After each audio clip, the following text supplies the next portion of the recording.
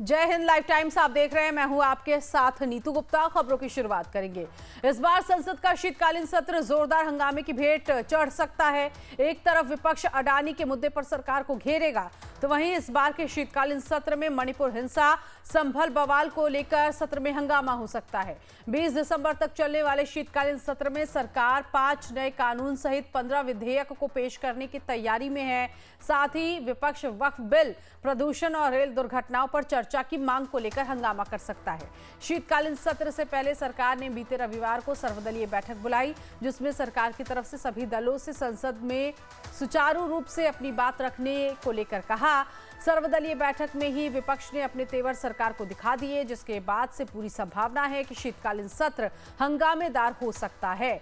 तो आज से संसद का शीतकालीन सत्र शुरू होने जा रहा है। सर्वदलीय बैठक में विपक्ष काफी आक्रामक मोड में नजर आया और माना जा रहा है कि आज भी जब सत्र शुरू होगा तो हंगामा हो सकता है। अलग अलग मुद्दों को लेकर विपक्ष सरकार को घेर सकता है। फिलहाल आज से शीतकालीन सत्र की शुरुआत होने जा रही है। 5 बिल समेत 15 विधेयक पारित करने पर सरकार इस सत्र में इन बिलों और विधेयकों को लेकर आ रही है।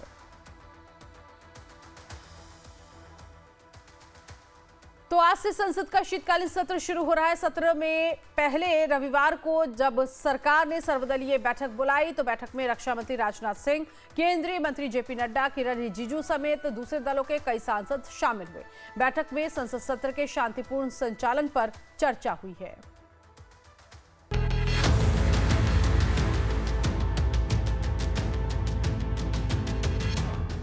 नेताओं का ये जमावड़ा संसद के शीतकालीन सत्र से एक दिन पहले सर्वदलीय बैठक को लेकर जुटा था। संसदीय कार्य मंत्री किरण रिजिजू की अगुवाई में हुई बैठक में सरकार ने कहा कि वो सदन में किसी भी विषय पर चर्चा के लिए तैयार है, लेकिन संसद का सत्र शांतिपूर्ण ढंग से चले।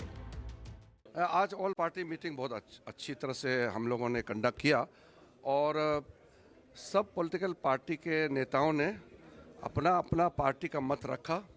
हमने सब पार्टी का जो पॉइंट्स रखे हैं उसको नोट किए हैं और हमने अपील किया है कि ये शीतकालीन सत्र, winter session of the parliament बहुत अच्छी तरह से चले, ये हमने अपील किया है। और आज सकारात्मक एक पॉजिटिव मन के साथ सब पार्टी ने अपने अपने मत रखे हैं और हम उम्मीद करते हैं कि जितना विषय इस विंटर सेशन पार्लियामेंट में आएंगे, अच्छी तरह से उसका डिबेट, डिस्कशन और साथ में सुझाव अच्छी तरह से होगा, मैं उम्मीद रखता हूं।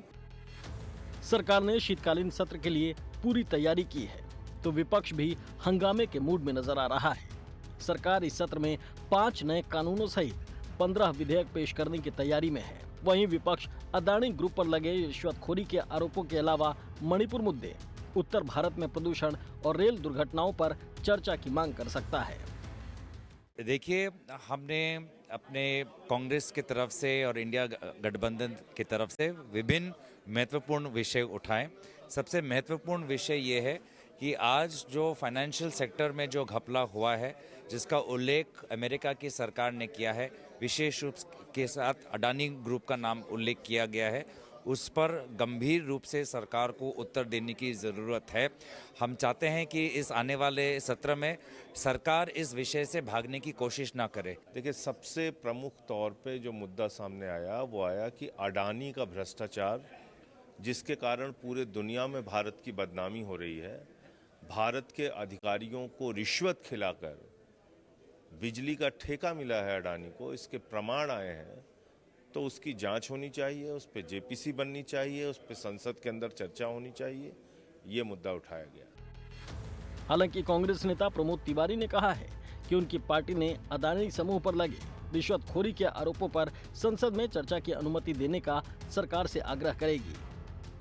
ये अडानी जी का 2300 करोड़ का है, ये गंभीर चिंता का विषय है। तो इसको हम नियमों के तहत जो हमारे पास उपलब्ध है, विपक्ष से चर्चा करके हम जरूर उठाएंगे। हम चाहेंगे सरकार इससे तस्पष्ट करे, जो दाग उस पे लगा है कम से कम उस पे इससे तस्पष्ट करनी चाहिए। नियम जो भी संभव होगा सहमत से तय होगा। संसद सत्र शुरू होने के अगले दिन यानी 26 नवंबर को संविधान दिवस मनाया जाएगा। लिहाजा उस दिन सत्र नहीं चलेगा। 26 नवंबर को संविधान को अपनाए जाने के 75 साल पूरे हो जाएंगे। इसीलिए इस दिन को प्रधानमंत्री भी बहुत खास मानते हैं। रविवार को हुए सर्वदलीय बैठक में 30 राजनीतिक दलों के कुल 42 नेता मौजूद थे।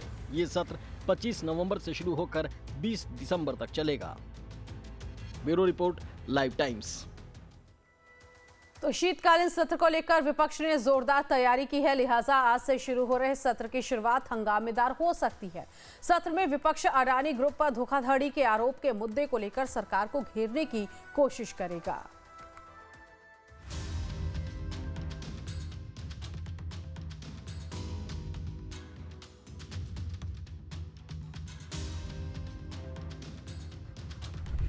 अडानी ग्रुप पर अमेरिका ने आरोप क्या लगाए?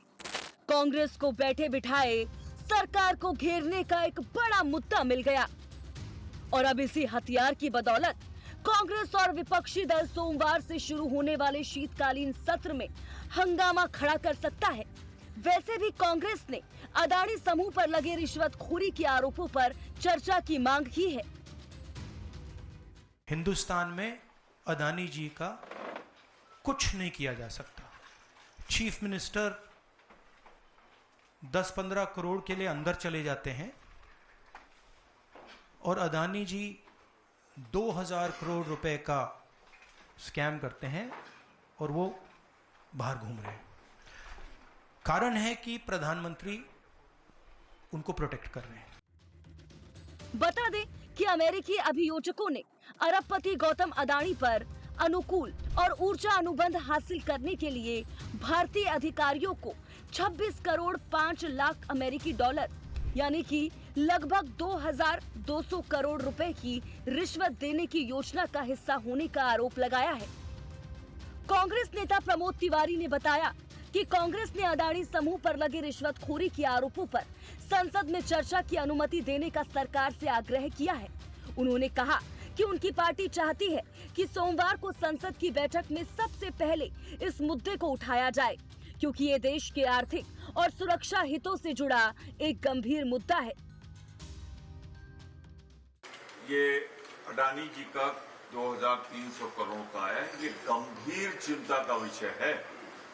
तो इसको हम नियमों के तहत जो हमारे पास उपलब्ध है विपक्ष से चर्चा करके हम जरूर उठाएंगे। हम चाहेंगे सरकार इससे स्पष्ट करे जो दाग उस पर लगा है कम से कम उस पर स्थिति स्पष्ट करनी चाहिए। नियम जो भी संभव होगा सहमत से तय होगा हम उसमें उठाएंगे। हमारी रुचि इसमें ज्यादा है कि देश की अर्थव्यवस्था बनी है। सिर्फ कांग्रेस ही नहीं बल्कि विपक्षी कई नेताओं का कहना है कि वो अडानी पर लगे आरोपों का मुद्दा संसद में उठाएंगे।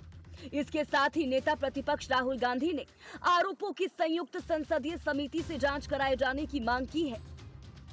ये हम मांग बहुत दिनों से कर रहे हैं। अडानी जी का अरेस्ट होना चाहिए, आज अरेस्ट होना चाहिए। माधवी बुच जो हैं, जो उनकी प्रोटेक्टर हैं, जिन्होंने कोई इन्वेस्टिगेशन नहीं किया, उनको हटाया जाना चाहिए, उन पर इन्वेस्टिगेशन होना चाहिए। अब देखना होगा कि विपक्ष के इस मुद्दे पर हल्ला बोल का कितना असर सरकार पर पड़ता है, या फिर विपक्ष के मुद्दे एक बार फिर हवा हवाई ही साबित होंगे। Bureau report, Live times.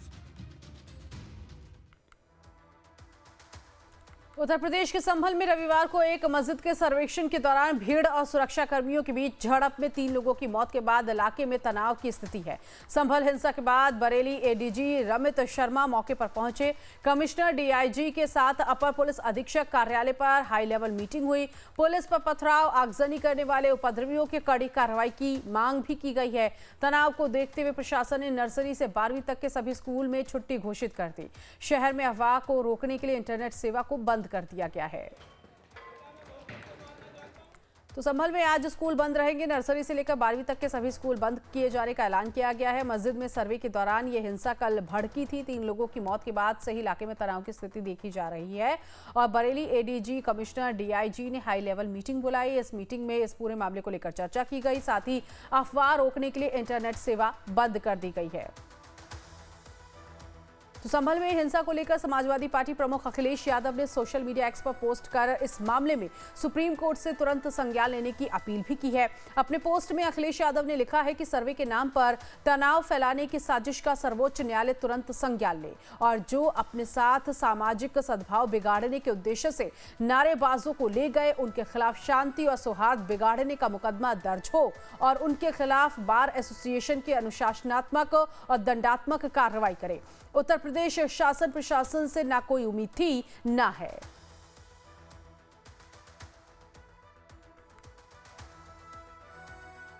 तो संभल में तनाव के हालात हैं। संभल की घटना ने देश का सियासी पारा हाई कर दिया है। इस मुद्दे पर बीजेपी हमलावर है तो वहीं विपक्ष संभल की आड़ में अपनी हार की खींच निकालता दिख रहा है।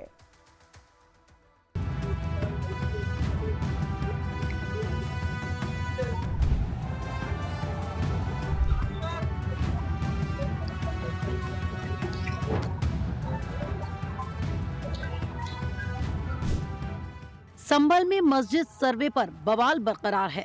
संभल में सर्वे के विरोध में स्थानीय लोगों ने पत्थरबाजी की तो दूसरी तरफ हिंसा के बाद से राजनीतिक बयानबाजी भी तेज हो चुकी है। भारतीय जनता पार्टी हिंसा की निंदा कर रही है तो विपक्ष सरकार और प्रशासन पर ठीकरा फोड़ रहा है। सियासतदानों के बयान आपको सुनवाएं, उससे पहले ये जान लीजिए कि आखिर संभल में ये हिंसा क्यों हो रही है। संभल में क्यों भड़की हिंसा? संभल के शाही जामा मस्जिद के हिंदू मंदिर होने का दावा कर अदालत में वाद दायर किया गया है, जिसके बाद इस धर्म स्थल को लेकर कानूनी विवाद पैदा हो गया है। अधिवक्ता विष्णु शंकर जैन ने कई याचिकाकर्ताओं की तरफ से संभल के सिविल जज सीनियर डिवीजन की अदालत में वाद दायर किया है। विष्णु शंकर जैन वही वकील है जो वाराणसी की ज्ञानवापी मस्जिद मामले में भी वकील हैं। हिंदू पक्ष का दावा है कि जहां ये विशाल मस्जिद बनी है वहां कभी हरिहर मंदिर हुआ करता था। वहीं मुसलमान पक्ष ने इन दावों को बेबुनियाद बताते हुए अदालत में दायर वाद को नया राजनीतिक विवाद पैदा करने और सुर्खियां बटोरने की कोशिश बताया है। इस धर्म स्थल के मस्जिद होने को लेकर कोई कानूनी विवाद नहीं है। हिंदू संगठन जरूर कभी कभी इसे लेकर विवाद पैदा करते रहे हैं। संभल मस्जिद विवाद को लेकर तमाम रिएक्शन सामने आ रहे हैं। उत्तर प्रदेश के डिप्टी सीएम ब्रजेश पाठक ने इस घटना की निंदा की है। संभल में आज जो टीम गई थी माननीय न्यायालय के आदेश पर गई थी। मैंने पहले ही आपसे कहा है समाजवादी पार्टी को लोकतांत्रिक व्यवस्था में न्यायपालिका पर कोई भरोसा नहीं है। समाजवादी पार्टी के कारनामे आप जानते हैं, पूरी फहरिस्त अगर निकालेंगे हम अखबार की कटिंग आप 12 से 17 तक की निकाल दीजिए। आए दिन प्लाट मकान दुकान कब्जा करना। और सुनिए, हमें अच्छी तरह याद है लोहियावानी खबर तो लखनऊ की है। विश्वकर्मा जी आपको याद होगा, लोहियावानी के गुंडों ने सीओ हजरतगंज को बोनट पे टांग करके एसएसपी के बंगले में घुसा दिया। पूछो क्या हुआ, एफआईआर हुई थी क्या? फर्रुखाबाद में समाजवादी पार्टी के एमपी थे, कप्तान को एक कंटाप गड़े थे, खूब वीडियो वायरल हुआ था। क्या हुआ था अखबार में पूछिए जरा। 1 दर्जन घटनाएं हम याद दिला देंगे। आए दिन यही सुर्खियां थी कि सपा के गुंडों ने, एक दिन तो हद हो गई, 12 में अखिलेश जी की सरकार बनने वाली थी, सीधा शपथ चल रही थी, उधर झांसी में समाजवादी पार्टी के गुंडों ने पत्रकारों को बंद कर लिया था। तो उधर बीजेपी नेताओं ने संभल में हुए पथराव की घटना को सोची समझी साजिश बताया है। बहुत चिंता का विषय है कि जो लोग कहते हैं हम संविधान से चलेंगे, कानून से चलेंगे, न्यायपालिका का आर्डर मानेंगे, और आज न्यायपालिका उस पर सर्वे करा रही है और वो लोग कानून को अपने हाथ में ले रहे हैं। वहाँ की सरकार सक्षम है किसी प्रकार के इस प्रकार के उपद्रवियों को जो दंगा करना चाहते हैं, दंगा कराना चाहते हैं, किसी भी प्रकार से बर्दाश्त नहीं किया जाएगा। कानून अपना काम करेगा, न्यायपालिका अपना काम करेगी और संविधान पर विश्वास करना चाहिए, न्यायपालिका पर विश्वास करना चाहिए। देखिए, ये हंगामा बिल्कुल सोचा समझा हुआ हंगामा है। पुलिस पे पत्थर बरसाए जाते हैं, छतों से पत्थर बरसाए जाते हैं, और जबकि पता है कि न्यायालय के आदेश पे सर्वे हो रहा है, कोई पुलिस सर्वे नहीं करवा रही है। तो एक जानबूझ के एक अस्थिरता का पैटर्न है जो ये पूरे घमंडी अलायंस लोग पूरे देश में करवाना चाहते हैं। ये देश को अस्थिर करना चाहते हैं। 4 जून के बाद से बदस्तूर ये कोशिश जारी है। कानूनी व्यवस्था किसी को तोड़ने का अधिकार नहीं है। कोर्ट का यदि कोई आदेश हो तो उसका पालन होगा। यदि किसी को लगता है कि उस आदेश में वो परिवर्तन चाहते हैं तो उसकी भी एक अपनी प्रक्रिया कोर्ट के माध्यम से ही होता है। लेकिन संविधान में कहीं पर भी ये कोई नहीं कह सकता कि मेरे संवैधानिक अधिकारों में ये है कि मैं संविधान का उल्लंघन करते हुए पथराव करूं या कानून को तोड़ूं, ये तो हो नहीं सकता ना। और कोर्ट के आदेश का पालन ना होने दूं, मुझे लगता है वहां शांति हो, ये प्राथमिकता है। जो भी कानून अपने हाथ में ले रहे हैं उन पर कार्रवाई जो है वो तो प्रशासनिक पुलिस अपना काम करेगी। कोर्ट के आदेश पर संभल में जामा मस्जिद के सर्वे के लिए कोर्ट कमिश्नर की टीम पहुंची थी और कोर्ट कमिश्नर की टीम पर इस प्रकार से पथराव करना यह निश्चित तौर पर यह दर्शाता है कि आपका संविधान में विश्वास नहीं है, देश की न्यायपालिका में विश्वास नहीं है, कानून व्यवस्था में विश्वास नहीं है। यह मुगलिया सल्तनत का दौर नहीं है जहां आप जोर दबाव के आधार पर किसी प्रकार की कार्रवाई कर सकते हैं। लोकतांत्रिक तरीके से आपको न्यायपालिका में विश्वास करके अपील करके अगर किसी प्रकार की आपत्ति है तो ऊपरी अदालत में जाना चाहिए, लेकिन अगर कोई बल प्रयोग करके अगर किसी प्रकार का कब्जा स्थापित करने का प्रयास कर रहा है तो यह स्वीकार नहीं हो सकता है। संभल में मस्जिद के सर्वे के दौरान हुई आगजनी और पत्थरबाजी को लेकर समाजवादी पार्टी ने कहा कि संभल में जानबूझकर हिंसा कराई गई है। संभल में सर्वे टीम को जानबूझकर भेजा गया। सर्वे हो चुका था, चुनाव के चर्चा न हो पाए, हमारी आपकी प्रेस गड़बड़ा जाए, इसलिए जानबूझ करके सुबह सर्वे की टीम भेजी है जिससे माहौल खराब हो जाए, कोई चुनाव पर चर्चा न कर सके। और जो जानकारी मिल रही है उसमें जानकारी है कि कई लोगों को चोट पहुंची है, कई लोग घायल हैं और एक नौजवान नईम उसकी जान चली गई है। आखिरकार जब सर्वे हो चुका था मस्जिद का तो दोबारा सर्वे क्यों करा ये सरकार, और वो भी सुबह और बिना तैयारी के। कानूनी और कोर्ट के जो प्रोसीजर उसमें मैं नहीं जाना चाहता हूं कि दूसरे पक्ष की सुनवाई नहीं है, कोई सुनने वाला नहीं है दूसरे पक्ष को। और ये जानबूझ के इसलिए किया है कि आज किस बात पे चर्चा हो, किस इमोशन पे चर्चा हो, ये जानबूझ करके सरकार ने कराया है। ऐसा कभी देखा सुना होगा पूरा वोट लूट दिया जाए, इलेक्शन कमीशन एक बूथ पे भी रिपोर्ट न करा, एक बूथ पे भी।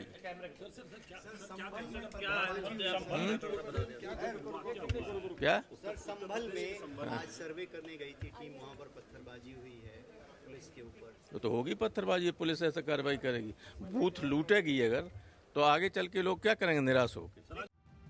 वहीं बहुजन समाज पार्टी की प्रमुख मायावती ने भी संभल के हालात बिगड़ने के लिए सरकार और प्रशासन को दोष दिया। मैं यूपी सरकार को ये भी कहना चाहूंगी, कल यूपी में उपचुनाव को लेकर आए अप्रत्याशित नतीजों के बाद से खासकर संभल जिला सहित पूरे मुरादाबाद मंडल में काफी तनाव की स्थिति व्याप्त थी कल से। ऐसे में शासन व प्रशासन को संभल में मस्जिद व मंदिर विवाद को लेकर सर्वे कराने का कार्य आगे बढ़ाना चाहिए था, जो तो ये ज़्यादा बेहतर होता। लेकिन ऐसा ना करके जो आज वहाँ सर्वे के दौरान जो कुछ भी बवाल हुआ है, हिंसा हुई है, तो उसके लिए यूपी का शासन व प्रशासन पूरी तरह से जिम्मेवार है। ये अति निंदनीय है। ये जो भी कुछ उधर हो रहा है ये अति निंदनीय है, जबकि ये काम दोनों पक्षों को साथ में लेकर शांतिमय ढंग से किया जाना चाहिए था, जो नहीं किया जा रहा है।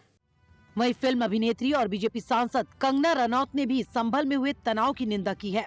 तो इससे हमें साक्षात देखने को मिलता है कि एक है तो नहीं है, अगर बटेंगे तो कटेंगे। आप देख सकते हैं कि किस तरह की सिचुएशन हमारे देश में ऐसे ऐसे एरियाज में जहाँ पे जाना ही अलाउड नहीं है इवनिंग के बाद।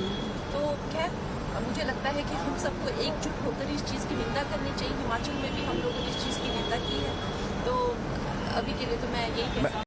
संभल में मचा बवाल देश के लिए नया नहीं है। देश के कई हिस्सों में धर्म स्थलों पर बवाल होता रहा है। अयोध्या में बाबरी मस्जिद को लेकर कानूनी विवाद लंबा चला था और अब यहाँ अदालत के आदेश पर राम मंदिर बन गया है। वहीं वाराणसी की प्रसिद्ध ज्ञान वापी मस्जिद के भी हिंदू मंदिर होने का दावा करते हुए अदालत में विवाद दायर किया गया था, जिसके बाद अदालत के आदेश पर मस्जिद परिसर का सर्वे भी हुआ। ये विवाद अभी भी चल रहा है। ऐसा ही विवाद मथुरा की शाही जामा मस्जिद और ईदगाह को लेकर भी दायर किया गया है। मथुरा की मस्जिद को भगवान कृष्ण की जन्मभूमि होने का दावा किया गया है। इसके अलावा देश के कई और धार्मिक स्थलों को लेकर भी विवाद अदालतों में चल रहे हैं। Bureau report, Live times. आगे बढ़ेंगे, बात करेंगे दिल्ली के विधानसभा चुनाव की तैयारी में जुटी आम आदमी पार्टी आज से दिल्ली में 10 दिसंबर तक रेवड़ी पर चर्चा अभियान शुरू करने जा रही है, जिसके तहत पार्टी दिल्ली के हर गली, मोहल्ले और सोसाइटी के अंदर 65,000 मीटिंग करेगी। इन मीटिंग्स के जरिए आम आदमी पार्टी के कार्यकर्ता पदाधिकारी दिल्ली भर में आम आदमी पार्टी की सरकार द्वारा दी जा रही मुफ्त की 6 रेवड़ियों, 24 घंटे बिजली, पानी, शिक्षा, सरकारी अस्पतालों में इलाज, महिलाओं को बस यात्रा, बुजुर्गों को तीर्थ यात्रा पर चर्चा करेगी। पार्टी के कार्यकर्ता लोगों को बताएंगे कि अगर बीजेपी की सरकार दिल्ली में बन गई तो ये सभी 6 रेवड़ियां बंद हो जाएंगी। बता दें, शुक्रवार को अभियान का आगाज करते हुए अरविंद केजरीवाल ने कहा था कि जनता का पैसा है तो उस पर पहला हक भी जनता का ही है। केजरीवाल ने कहा कि अब बहुत जल्द 7वीं रेवड़ी भी आने वाली है, जिसमें हर महिला के अकाउंट में हर महीने हजार रुपए डाले जाने की शुरुआत होगी।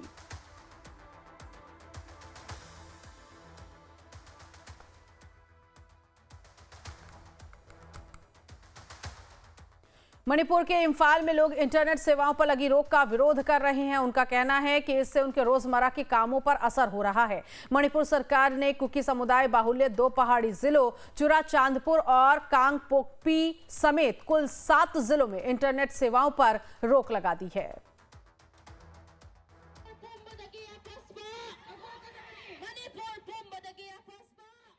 मणिपुर के इम्फाल में लोग इंटरनेट सेवाओं पर लगी रोक का विरोध कर रहे हैं। उनका कहना है कि इससे उनके रोजमर्रा के कामों पर असर पड़ रहा है। मणिपुर सरकार ने कुकी समुदाय बाहुल्य 2 पहाड़ी जिलों चुराचांदपुर और कांगपोकपी समेत कुछ 7 जिलों में इंटरनेट सेवाओं पर रोक लगा रखी है। लोग जो घर में बैठे हैं वो how can they spend the time? Internet होगा, you can communicate with people, कुछ देखने को मिलेगा टीवी में, वी कैन कम्युनिकेट, बात कर सकते हैं। तो इंटरनेट बंद करने से तो I don't think this the solution to an end, कुछ भी नहीं होगा इससे ना।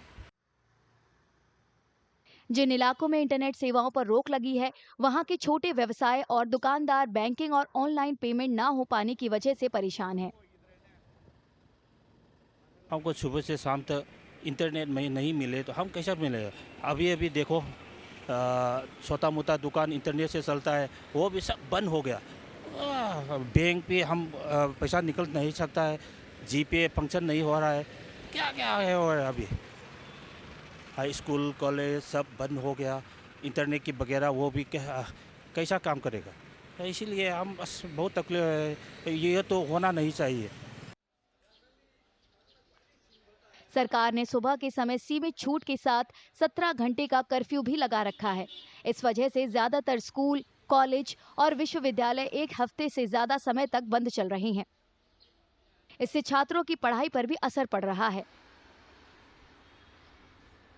सरकारी बैंकों सहित सरकारी और निजी संस्थान भी सीमित क्षमता के साथ काम कर रहे हैं।